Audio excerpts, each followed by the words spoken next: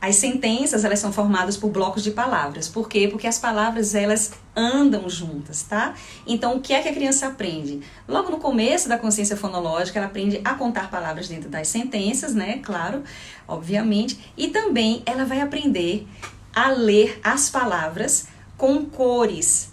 Um outro ponto muito importante que é preciso saber, tá? Lembra que eu já falei que o inglês falado é diferente do inglês escrito?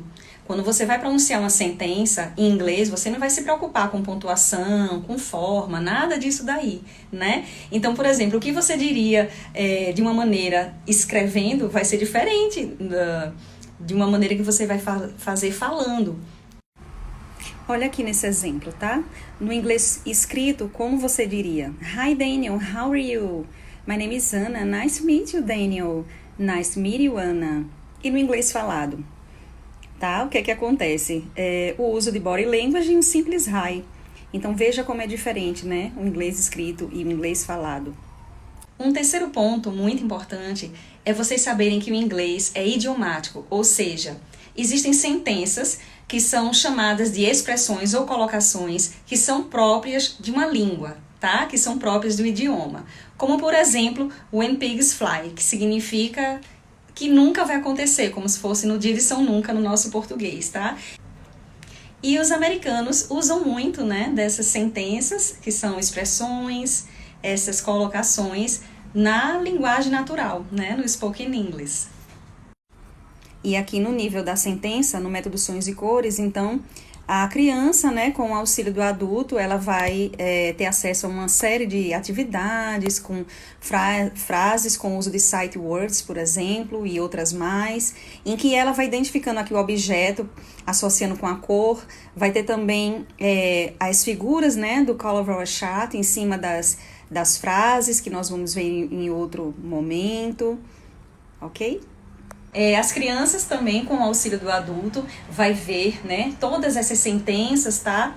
Em um contexto, seja poemas, sejam songs, que são as músicas, cartas, bilhetes, trechos de histórias e tudo, né, com muitas figuras, né, do color of chart, cores também.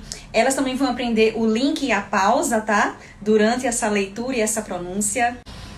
E mais uma coisa muito legal. Tanto no contexto como nas sentenças, vai haver a possibilidade, né, da criança fazer a gravação da sua própria voz, que as atividades vão indicar.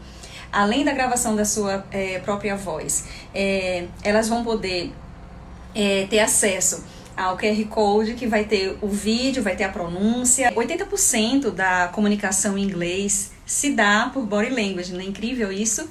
Pois é. Então, a body language, ela pode ser através de movimentos, de gesto, do ritmo, das notas musicais, como eu já postei aqui para vocês, tá? Também das expressões faciais e do tom de voz. Tudo isso trabalhamos no método Sons e Cores. Então, assim, veja um exemplo super comum. Meus filhos adoram assistir Mr. Bean. É super engraçado, né? Então, ele usa 90% de body language. Você consegue entender tudo, porque a comunicação, ela não precisa ser só através de palavras. Você consegue se comunicar através desses elementos, tá? Que compõem o inglês falado, que está dentro dessa linguagem não verbal. Então, os americanos, né, os nativos, eles adoram fazer, né, vamos dizer assim, é como se eles estivessem falando através de notas musicais. Tá? Então, as important words, que são as content words, lembra que eu falei no âmbito das palavras? Então, eles dão ênfase nessas palavras como se fossem notas musicais. Então, sempre vão estar com um tom de voz mais alto, mais forte. E aí, sempre quando for um final de frase ou quando eles forem fazer alguma pergunta, esse tom de voz, essa nota musical, ela vai ser mais fraca. Então, por exemplo, se eu falo, I saw a bird. I saw a bird. Então, saw, eu sempre vou falar assim com mais destaque, tá? Então, é uma nota que se aumenta no momento da minha fala. Então, é super importante saber esses elementos. Então, é isso, pessoal. O método de inglês Sons e Cores vai desde os sons, passando pelas sílabas, palavras, sentenças, contexto e body language, tá? Sempre percorrendo todas as etapas da consciência fonológica, tá? Até o spelling, ok? Desenvolvendo todas as habilidades da língua, tá? o listening, speaking, reading, pronunciation and writing. Espero que vocês tenham gostado da aula de hoje. Curte aqui, deixa um comentário e envie esse vídeo para todas as pessoas que você conhece, que gostaria muito, né, de ser alfabetizado em inglês. E até a próxima aula. Beijos!